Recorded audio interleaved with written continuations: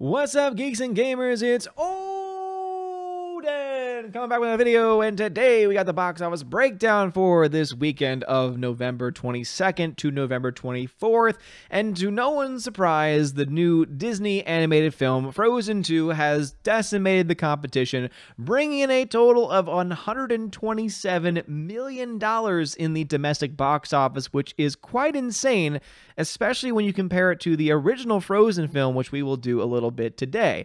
Now, when the original Frozen film came out, there were a lot of different factors coming on. There was one of the last Hunger Games movies that was out and was pretty much dominating the box office at the time. It was also during a holiday as well, which is definitely going to always impact box office too.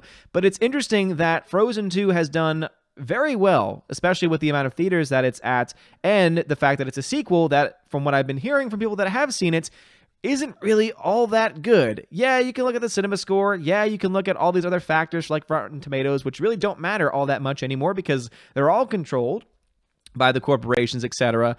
I'd rather talk to people that have actually watched it and seen it, and I've heard a lot of people complaining that it's really boring and actually very lazily put together to the point where it just seems like a complete cash grab film instead of a movie like Toy Story 2 or Toy Story 3 where, yeah, they're trying to get money off of those films, but the story was good enough to be able to say, oh, but it justifies its existence for having been here. But apparently Frozen 2 does not have that same ability. I've not seen it yet. Probably will have to go see it with my niece when I go back in town for the holidays because you have to do that as an uncle, but I will get my thoughts back to you all as soon as I have that. Anyway, Ford Ferrari came in at number 2, which makes me very happy, with $16 million, a 50% drop, 49% to be exact, from week 1 to week 2, which is not bad at all. That's a very solid drop to have, making another $16 million, $57.9 million domestically. As I've mentioned previously, it's doing very well in the domestic market. It really hasn't been showing up in the foreign market, which is, I think, really what's going to keep the film from being as big of a financial success as it could potentially be. A Beautiful Day in the Neighborhood, which is a very good film, came out to $13.5 million, which I think is more than what they were expecting, but I also am sad to see it that low because it's very good. It's a very solid film. It's a PG film that I think a lot of us really need right now in the world that we live in, because it's nice to be able to have just a genuinely good movie about a genuinely good person and be able to have conversation with people after about some of the things that he brings up and some of the philosophies that he had about life and about treating people and about talking about emotions and not just keeping everything within and held within and allowing them to build up until eventually you explode. And I think that it's important for all of us to listen to that word and to hear it again, to hear that message that Mr. Rogers gave to so many people. So it's a very wonderful film and I would highly recommend it. 21 Bridges only had $9.3 million, which, as again, it's not going to be a huge box office hit, but hey, it's definitely making some money. Midway, in its third week, dropped another 45% with $4.7 million. Playing with Fire with John Cena made $4.6 million, another 50% drop or so. And right there at the number 8 slot is Charlie's Angels, which made $3.1 million, which was a 62% drop from last week. And one of the reasons why you're seeing such a large drop is because these idiots over at Sony decided to keep all of the theaters, all of the show times the same. So you see it says no change here, meaning that they thought to themselves, oh, that was just a fluke. It's doing fine. Not really. Au contraire. And so they've contracted the theaters to keep the same amount of theaters in this capacity. Now, what it could be, because I know sometimes contracts work in this way, it could be that the studio had already made the deals with the movie theaters to say, you have to have it for 2 weeks, and then after that, we'll renegotiate. That very well could be the case, because you see the same no change for Ford v Ferrari. However, this film is doing very well here in the States. But what's interesting to me is when you start to look at the per theater, how much money the movie made per theater, how low it is compared to everything else. Look at everything in the top 16. No, hold on. 15, 16, 17, 18, 19, 20. All the way up into like the top 20. The only film that makes less per screen is the movie Countdown, which has been out for 5 weeks, which made $906 per theater and was only in 298 theaters.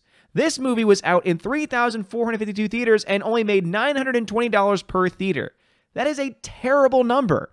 Compare that to the number 1 movie and compare that to all the movies around it up until the 906. All the other movies make well over $1,000. That just goes to show you how little money this movie is making. And dear Lord, with such a small budget, the fact that this movie is set to lose around $20 to $30 million is really pathetic. Really pathetic. But let's dive into the numbers. So Frozen 2, it's a juggernaut.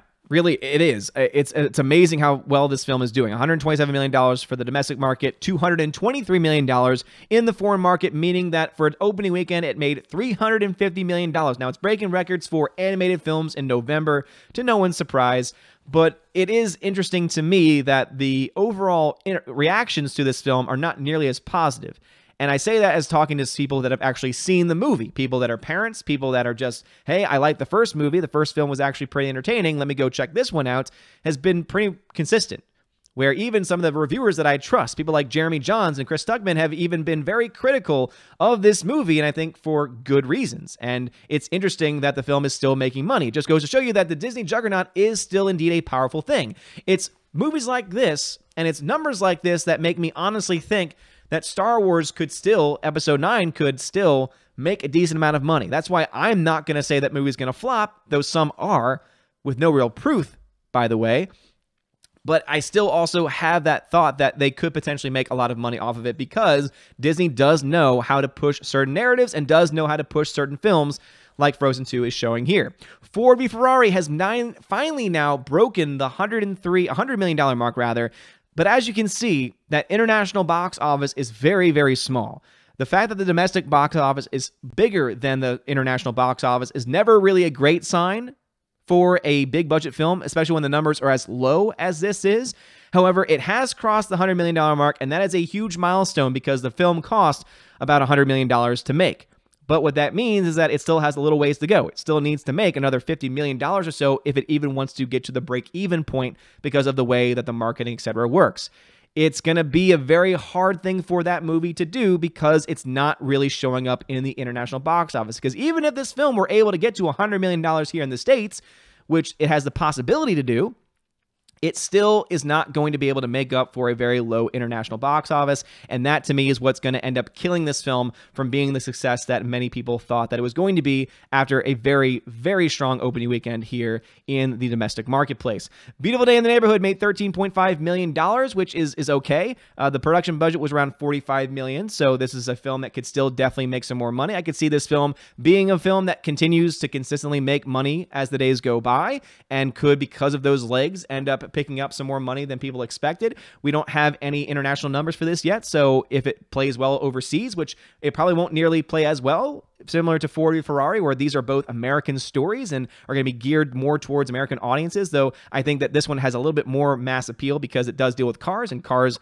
are an international sensation. And of course, the race that takes place, Le Mans, takes place in France, so it seems that those countries would likely be involved and interested in that film. This doesn't really have the same capacity because it really is an American story about an American, and I am hoping that American audiences really show up for it a little bit more because it's a solid film. It really is. It's a solid film. It's great. It's wonderful, and it's fun to watch.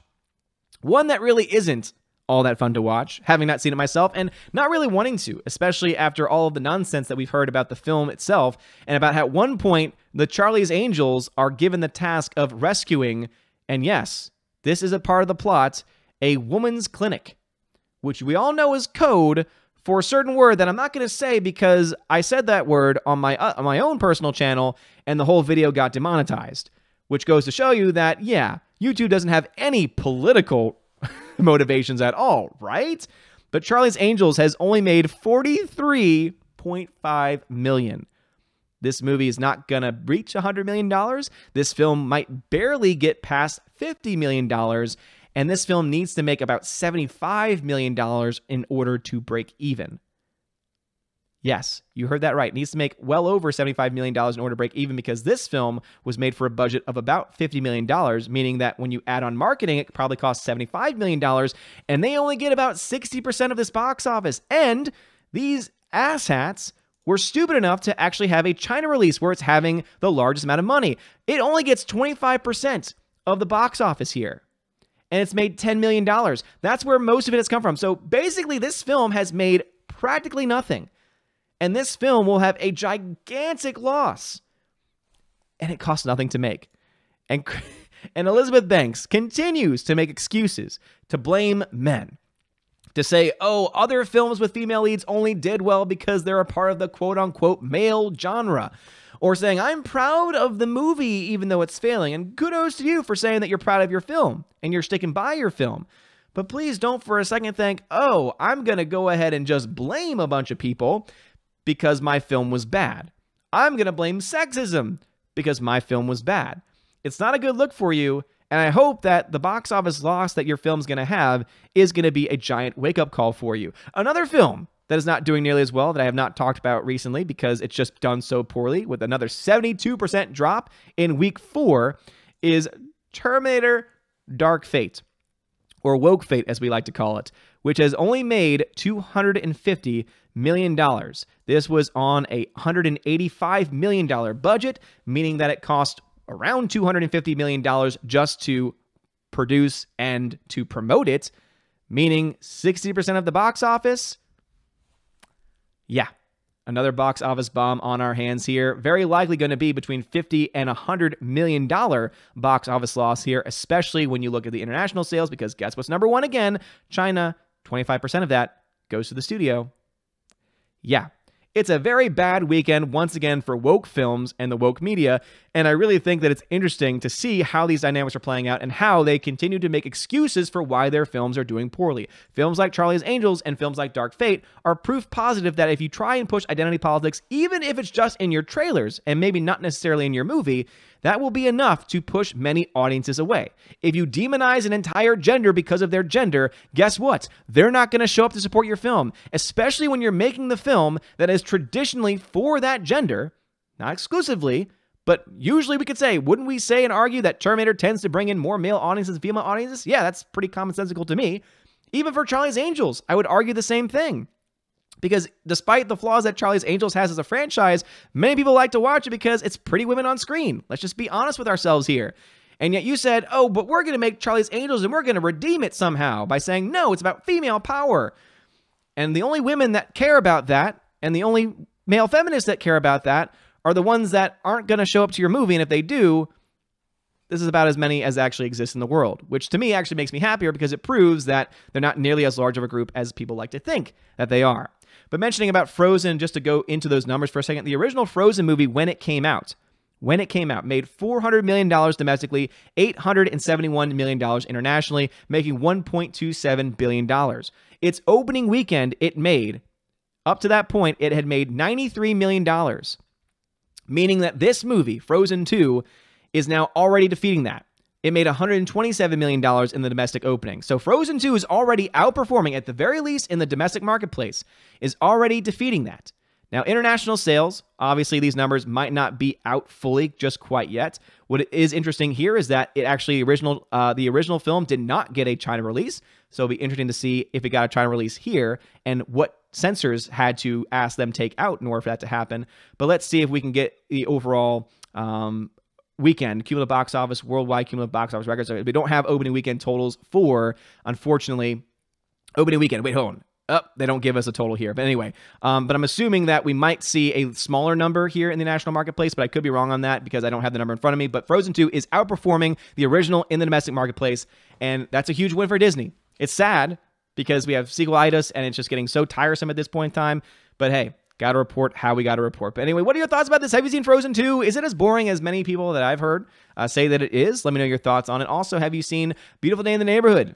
As I said, I think it's a solid film. It's a very enjoyable film. Tom Hanks is a national treasure, and he really does play a national treasure very well. It suits him very well in this film. And also, have you seen any of the other movies we talked about? Charlie's Angels? I would assume not, because no one has seen it. Or Dark Fate, perhaps. Or maybe a great film like Ford v. Ferrari. And in fact, if you want this film to be successful, and you want more movies like this to come from the studio, I would recommend you go out and support it and see it multiple times, because this film really does need it. As I said, it costs almost $100 million to make. At this point in time, it's only made about $60 million in profit because it only gets 60% of the box office. So it still needs to make another $60 million or so in order to break even. So if you want to be a part of that, go support this film and all the films that you want to. But of course, at the end of the day, it's all up to you. But dear Lord, that's a giant box office opening. And anyway, let me know your thoughts about this and all the things we talked about in the comment section below. If you like this video, smash that like button, give us a subscribe. It helps us out a lot. You're all amazing and beautiful people. Have a wonderful day. And as always, God bless.